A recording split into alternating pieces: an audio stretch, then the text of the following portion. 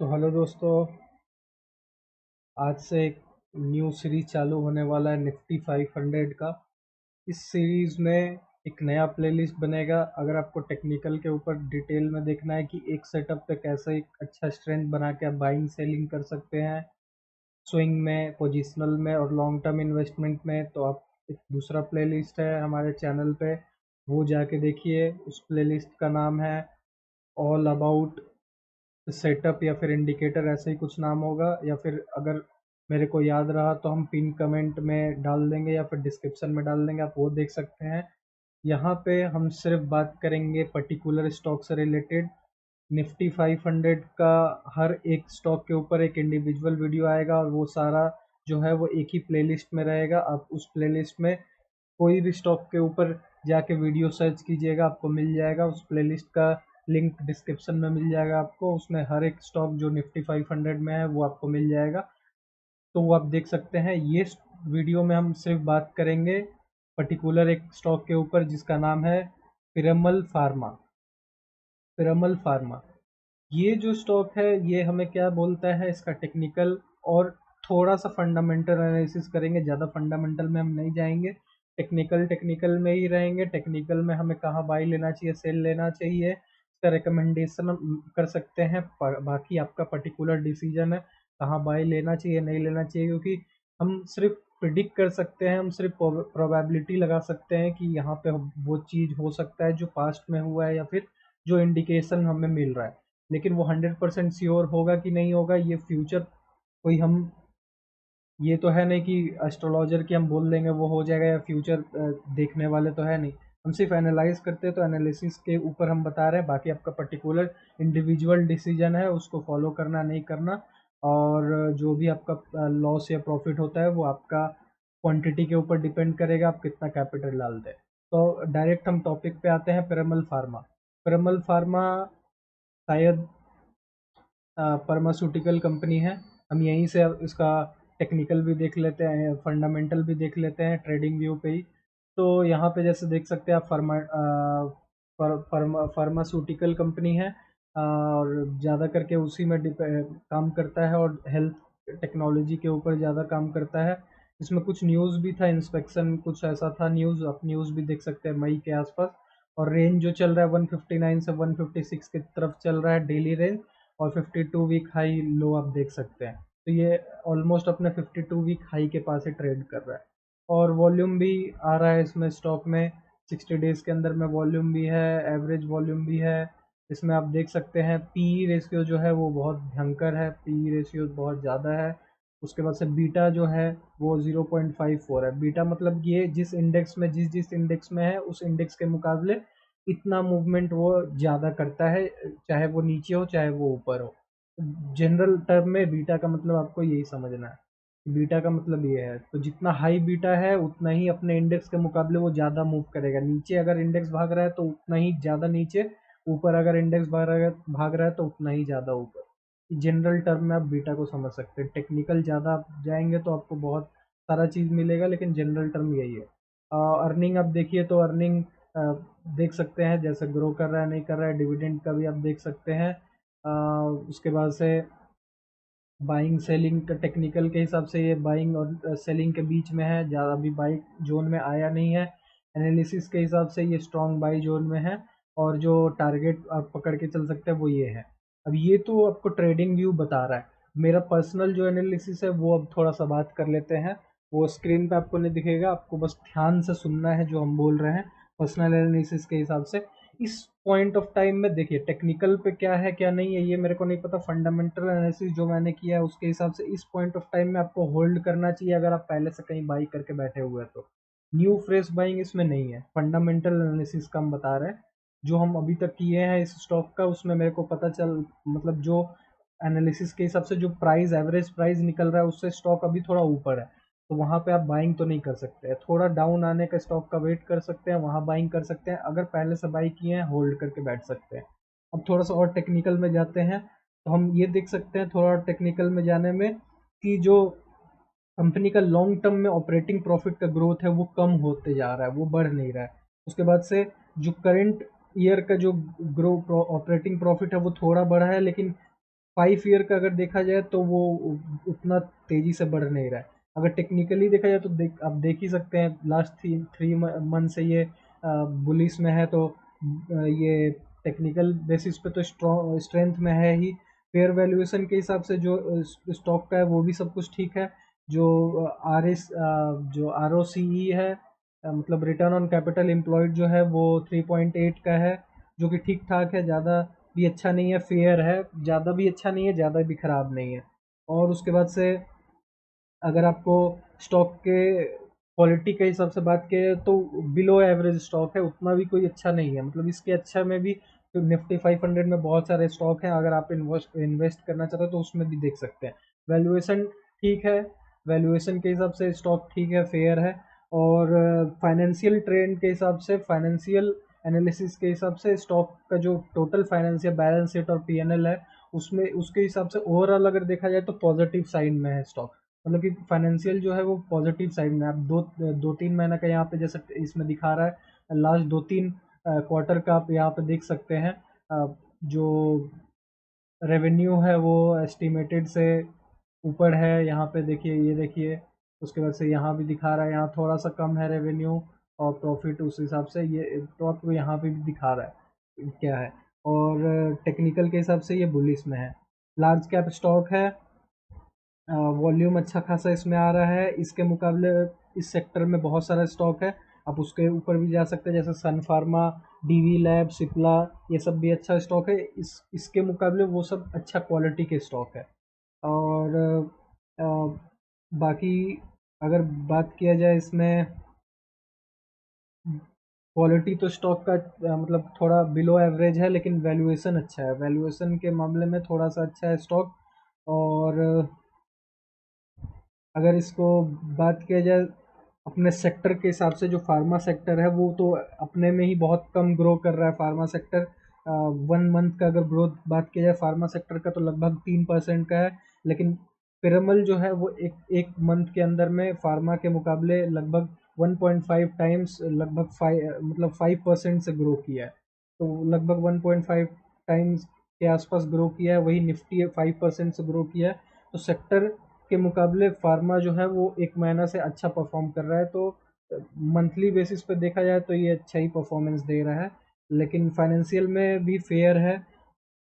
तो आप बाइंग का अपॉर्चुनिटी देख सकते हैं अगर अच्छा प्राइस पर मिले तो। अच्छा प्राइस क्या है वो थोड़ा हम टेक्निकल में जाएंगे जब, तो वहाँ पता चलेगा। और मोटा मोटी सारा फाइनेंशियल इसका अच्छा ही है, बस थोड़ा कैश फ्लो में गड़बड़, थोड़ा सा चेंज आया है पिछले मुकाबले। पिछले बार इसका जैसे कैश फ्लो था 766.42 करोड़, तो अभी कैश फ्लो थोड़ा 483 करोड़ के आसपास आ गया है। प्रोमोटर होल्डिंग जो है मेजोरिटी में है। म्यूचुअल फंड होल्डिंग भी इसमें अच्छा है, और फॉरेन इन्वेस्टर लोग भी अच्छा खासा होल्डिंग करके बैठे हुए हैं, लगभग 30% के आसपास। और इसमें जो पब्लिक शेयर होल्डिंग जो सबसे ज़्यादा है वो एल्कमी इन्वेस्टमेंट करके कोई इंटरप्राइज है, उसका है 18% के आसपास। इंडिविजुअल रिटेलर लोग का भी अच्छा खासा होल्डिंग है, 15% के आसपास है। अगर कंपनी का ओवरऑल बात किया जाए तो कंपनी के स्टॉक में कंपनी का जो वैल्यूएशन है वो अच्छा है, फाइनेंशियल ट्रेंड भी ठीक ठाक है, ज़्यादा अच्छा भी नहीं है, ख़राब भी नहीं है। कंपनी ओवरऑल बिलो एवरेज है, तो आप इसके मुकाबले दूसरे कंपनी को भी प्रेफर कर सकते हैं अगर दूसरे में ट्रेड मिलता है तो। अगर आपको यही कंपनी का कोई कोई भी न्यूज़ अब अच्छा लगा या फिर आपको इसी में इंटरेस्ट करना है तो आइए डायरेक्ट चलते हैं अब टेक्निकल के ऊपर, और टेक्निकल पे देखते हैं कि स्टॉक हमें क्या बोल रहा है और क्यों ये मूवमेंट 3 महीना में आया है। तो मंथली बेसिस पे अगर देखा जाए तो ऐसा कुछ पैटर्न है। ज़्यादा पुराना कंपनी भी नहीं है तो ज़्यादा कुछ कहने को भी इसमें नहीं है। अगर हम एक लेवल कुछ निकालते हैं कि ये लेवल के बाद से वो नीचे क्यों जा रहा है, तो ये लेवल जो है वो ये जो हाई यहाँ पे बना था पिछली बार, उसका ही कुछ रिएक्शन है। तो ये जो रेंज था उस रेंज के अंदर आया, वहाँ पे फटाक से गया, वहाँ से फटाक से सेलिंग आया, लेवल हिट किया। जो भी यहाँ बाइंग करके बैठे थे उस लेवल के इंतजार में होंगे, वहाँ से निकले होंगे। वैसे लेवल तो यहाँ पे भी टूटा था, ये देखिए, ये लेवल को जब वो टच किया था वहाँ से भी लेवल आया था, लेकिन फिर वहाँ से ये रिटेस्ट करके निकल गया वापस। लेकिन यहाँ पे जब ये पिछला लेवल हिट हुआ, अब मतलब पिछले रेंज में, लेवल के रेंज में आया जब, रेंज कहाँ से यहाँ तक ऊपर तक, तो इस रेंज में आया, वहाँ से निकला। अब हो सकता है यहाँ पे थोड़ा कंसोलिडेट करे एक आध महीना, फिर यहाँ पे एक ब्रेकआउट निकले, तब आप देख सकते हैं बाइंग का, या रिटेस्ट में इधर आए तो देख सकते हैं। थोड़ा वीकली में हल्का सा देख लेते हैं। वीकली में देखिए वहीं पे घूम रहा है, ना ऊपर की तरफ ब्रेकआउट दे रहा है, ना नीचे की तरफ जा रहा है, वहीं पर अभी घूमेगा 1-2 सप्ताह और यहाँ पे ही घूमेगा, 1-2 वीक यहीं घूमेगा। या फिर अगर ट्रेंड इसमें स्ट्रेंथ अच्छा रहा तो हो सकता है 1-2 वीक में ही यहाँ पे ब्रेकआउट दे के ये कर ले। तो एक लेवल पे आ चुका है पीपीएल फार्मा।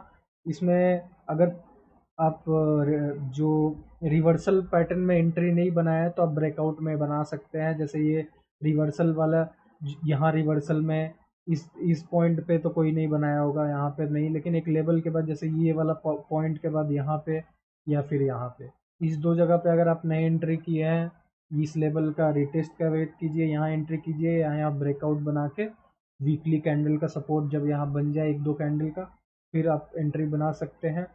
या फिर आप अगर रिस्क टेकर है, ब्रेकआउट पे ही एंट्री ले लीजिए। डेली बेसिस पे देखिए सेम है, कंसोलिडेट कर रहा है इस रेंज के अंदर में। जैसे जैसे ये इसको रिटेस्ट कर रहा है वैसे वैसे ही यहाँ ब्रेकआउट का चांस ज़्यादा है। एक बार जून 11, फिर उस जगह तक गया, सेलिंग आया, फिर 24 जून, उसके बाद से 24 के बाद 26, 25, 26 के बाद भी एक बार गया 28 को। तो बहुत ज़्यादा चांस है कि यहाँ से ब्रेकआउट आए। अगर ब्रेकआउट नहीं आया तो फिर तो ये 2-3 कैंडल में ही, 2-3 दिन के कैंडल में ब्रेकआउट आएगा, नहीं तो ये नीचे जाएगा। तो इसको स्टॉक पे आप नज़र रख सकते हैं ज़रूर। इसमें कमिंग वीक में मूवमेंट आने वाला है, यहाँ से आपको अपॉर्चुनिटी मिल सकता है, क्योंकि लगभग ये अब अपने ऑल टाइम हाई को टारगेट कर रहा है। अपने ऑल टाइम हाई को, जहाँ से वो हाई बना के नीचे आया था, उसको ही टारगेट कर रहा है। तो अगर ये इसको ब्रेकआउट किया तो पहले तो ये लेवल 175 का लेवल आपका टारगेट रहेगा। उसके बाद अगर आप लॉन्ग टर्म में बैठे हुए तो 195 तो टारगेट है ही। तो इस पॉइंट पे अगर एंट्री का बात किया जाए तो 142 के आसपास आने दीजिए। 142 आ भी नहीं सकता अगर मान के चलिए बहुत बायर वेट कर रहे हैं, तो रेंज आप पकड़िए। आपको जरूरी नहीं है 142 एग्जैक्ट टच करके हो जाए, वो ये रेंज जो है ये नीचे का, बॉडी छोड़िए, शैडो का, शैडो पूरा एक रेंज है। शैडो को आप रेंज पकड़िए 150 से लेके 142 के बीच में, कहीं भी वो रिटेस्ट लेके ऊपर निकल सकता है। और जब तक ये इस इस वाले जो शैडो है, इस वाले वीक जो है, जब तक इस वीक का के पास ये अपना बॉडी क्रिएट करके यहाँ पे सपोर्ट नहीं लेगा, तब तक ये वहाँ ऊपर नहीं सस्टेन करेगा, फिर नीचे भी आ सकता है। तो आपको यहाँ देखना पड़ेगा यहाँ पे क्या माजरा चल रहा है। तो डेली बेसिस पे लगा के आप इसको वॉच लिस्ट में रखिए, पूरा इसको एनालाइज कीजिए, स्टडी करते रहिए, ब्रेकआउट पे एंट्री बनाइए, आराम से होल्ड करके टारगेट बनाइए, बैठिए 10-12-15% का जो भी आपका टारगेट है। यही था। अगर आप इसको इंडिकेटर डायरेक्ट, ये प्लेन आपका था, वॉल्यूम आपको ध्यान में रखना है एंट्री के समय, ग्रीन वॉल्यूम वाले कैंडल पे आप एंट्री ले सकते हैं। ये हो गया। उसके बाद से अगर आप इसको हटा दीजिए सारे सपोर्ट रेजिस्टेंस को, यहाँ अलर्ट लगाइए, अलर्ट पे काम कीजिए। जब जब वो उसको अलर्ट दे ब्रेकआउट करने का, आइए चार्ट पे देखिए क्या माजरा चल रहा है। और इसको हटा के अगर हम बॉलिंजर बैंड वाला सेटअप आरएसआई के संग देखते हैं, तो पहले हम लगाते हैं आरएसआई वॉल्यूम का सेटअप। आरएसआई वॉल्यूम का सेटअप लगाने के बाद से इसमें हम जाएंगे, जाने के बाद से यहाँ पे सेटिंग करके ये कर देंगे। करने के बाद इसको हाइड करेंगे। ब्लू ब्लू वाला जो लाइन है ये आरएसआई का है, ग्रीन वाला लाइन जो है ये वॉल्यूम का है। कलर पिछले कोई वीडियो में रेड भी हो सकता है, चलिए रेड ही कर देते हैं, रेड कर देते हैं, वाइट कर देते हैं, नहीं तो कन्फ्यूज़न हो जाएगा। और ये कर दिए। ये देखिए डेली बेसिस पे देखिए, डेली बेसिस पे ये क्या बोल रहा है, यहाँ पे से वो ऊपर नहीं जाएगा। जैसे ही ये आरएसआई के ऊपर आ गया वॉल्यूम, यहाँ से नहीं तो वो साइड वेज हो जाएगा, नहीं तो ये नीचे जाएगा, ऊपर नहीं जाएगा। ये पॉइंट से मान के चलिए, ये पॉइंट या ये पॉइंट, कोई भी पॉइंट पकड़िए। अब जैसे क्यों नहीं जाएगा ये देखिए, ये लेवल मार्क किए, अब देख लीजिए जब तक ये आरएसआई के ऊपर वॉल्यूम है तब तक वो ऊपर नहीं गया। जैसे ही आरएसआई वॉल्यूम के ऊपर आया, वो थोड़ा थोड़ा ट्राई कर रहा है, थोड़ा ऊपर निकला भी है, तो वो नहीं जाएगा, वो नीचे ही की तरफ अपना पॉइंट बना के रखेगा। तो ये आपको ध्यान रखना होगा कि आरएसआई के संग जाना है आपको हमेशा। और अगर वो बॉलिंजर बैंड की तरफ देख लेंगे, तो बॉलिंजर बैंड की तरफ देखते ही आपको ये समझ में आ जाएगा कि ये देखिए जैसे ही ये ऐसा ऐसा बोला है कि यहाँ से बाहर निकल गया है वॉल्यूम, वहीं पे यहाँ पे सेलिंग है। ये देखिए सेलिंग सेलिंग, ये जो कैंडल है ये देखिए पूरा यहाँ पे बायर हावी, सेलर हावी बायर के मुकाबले, सेलर हावी बायर के मुकाबले, ग्रीन वाला पार्ट बायर का है, रेड वाला पार्ट सेलर का है, सेलर हावी है पूरा यहाँ पे। जब तक ये आरएसआई ऊपर नहीं जाता देखिए यहाँ पे बायर हावी हो गया है। ये देखिए बायर हावी बायर हावी बायर हावी, थोड़ा थोड़ा तो सेलर आएगा ही। जब जब बॉलिंजर बैंड के बाहर निकलेगा कैंडल, अब वो सेटअप वाला वीडियो देखिए, उसमें आपको पूरा समझ में आया कि ये कैसे काम कर रहा है। हम जनरली बता दिए कि आप बॉलिंजर बैंड आरएसआई के संग लगा के वहाँ पे भी देख सकते हैं। तो एंट्री आपको पता चल गया है 145 150 के बीच में, अगर प्राइस आए 157 चल रहा है, 150 145 के बीच में है वहाँ बाइंग लेना है। या फिर ये जो अभी रिटेस्ट कर रहा है इस लेवल को, लगभग 162 के लेवल को, 162 क्या क्या लेवल था, लगभग ये इस लेवल को रिटेस्ट 159 162 के आसपास अगर बॉडी क्रिएट करेगा एक नया कैंडल का वीकली में, आप वहाँ पे ब्रेकआउट तो हो ही गया है, वहाँ पे आप जैसे ही सपोर्ट लेता है आप वहाँ पे एक दो कैंडल डेली बेसिस पे वेट कीजिए, उसके बाद आप अपना एंट्री बना सकते हैं। अगर वो एक दो कैंडल वहाँ सस्टेन करके नीचे आ रहा है तो नहीं होगा, लेकिन आपको डेली बेसिस पे वो देखना होगा। तो यही था लेवल। आप स्टॉप लॉस कुछ भी लगा सकते हैं, कोई कैंडल का नीचे का लो, या फिर स्टॉप लॉस लगाने की ज़रूरत नहीं है। ब्रेकआउट पे अगर आप दो तीन कैंडल का वेट कर लेते हैं, वहाँ स्टॉप लॉस लगाने की ज़रूरत नहीं है। फिर भी आप स्टॉप लॉस अगर ज़्यादा क्वांटिटी में बाई कर रहे हैं ज़रूर लगाएं, उससे आपका ट्रेड जो है वो एकदम मिनिमम लॉस में एग्जिट हो जाता है अगर आपके फेवर में ट्रेड नहीं गया तो। और टारगेट आप कुछ भी लगा सकते हैं, मिनिमम 5-10%, या फिर जहाँ से वो नीचे रिवर्स लेके आया है उसका जो रेंज है उस रेंज को ऊपर टारगेट लेके भी बैठ सकते हैं। जैसे वो 10% रिवर्स दे के मूव किया है तो ऊपर भी 10-15% का आप टारगेट ले सकते हैं, वहाँ जब अचीव होगा वो कर सकते हैं। या फिर ये कैंडल का हाई 196 का भी टारगेट, आप पहला टारगेट लेके चल सकते हैं अगर यहाँ पे ब्रेकआउट हुआ तो यही था छोटा सा एक्सप्लेनेशन टेक्निकल और फाइनेंशियल से रिलेटेड। फाइनेंशियल पे स्टॉक फेयर है, बिलो एवरेज में क्वालिटी है, मतलब अपने सेक्टर में इसके अच्छा, इससे भी अच्छा है, लेकिन टेक्निकल में यहाँ पे ब्रेकआउट का चांस बन रहा है। तो फेयर वैल्यूएशन के हिसाब से फाइनेंशियल को अगर आप ध्यान में रख के इसमें बाई लेते हैं तो फाइनेंशियल की तरफ से कोई दिक्कत ज़्यादा खास है नहीं। तो आप यहाँ पे बाइंग कर सकते हैं पिरामल फार्मा, आप अपने हिसाब से इसमें डिसीजन ले सकते हैं। फार्मास्यूटिकल सेक्टर है। वीडियो अच्छा लगा तो लाइक ज़रूर करिएगा। ऐसे ही हर एक स्टॉक पे एनालिसिस आते रहेगा तो चैनल को सब्सक्राइब कर लीजिएगा। और जितना हो सके लोगों के संग ये वीडियो शेयर कीजिए, क्योंकि शेयर करेंगे तभी लोग तक ये वीडियो पहुँचेगा और वीडियो का रीच बढ़ेगा। ज़रूर कुछ भी प्रॉब्लम लगे, अगर आपको कुछ गलत लगता है चीज़ या फिर कुछ इम्प्रूवमेंट चाहिए तो कमेंट ज़रूर कर सकते हैं, उसको नेक्स्ट वीडियो से इम्प्रूव करने का कोशिश किया जाएगा। तो ये वीडियो देखने के लिए धन्यवाद। मिलते हैं किसी और वीडियो में किसी और एनालिसिस के साथ।